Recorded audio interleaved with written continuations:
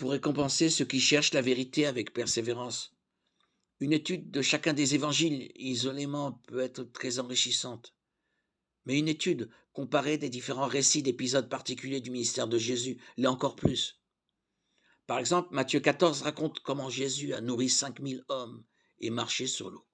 Matthieu 14, 22 nous apprend que Jésus obligea les disciples à monter dans la barque et à le précéder sur l'autre rive pendant qu'il renverrait la foule.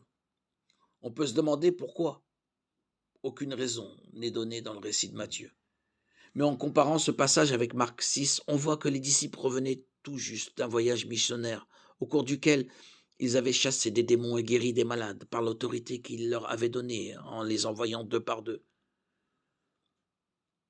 Mais ce voyage leur était monté à la tête, si bien qu'ils en oubliaient leur place. Et allaient même jusqu'à donner des leçons à leur maître, Matthieu 14, 15.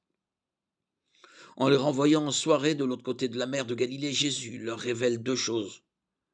En luttant de leur propre force jusqu'à l'aurore contre le vent et les vagues, Marc 6, 48, 50.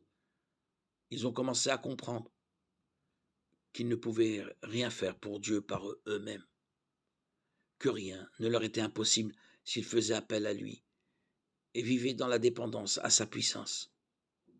L'étudiant attentif de la parole de Dieu, qui prend le temps de comparer les textes, découvrira de telles perles dans de nombreux passages de l'Évangile, des évangiles rapportés par les quatre évangélistes, Matthieu, Marc, Luc et Jean.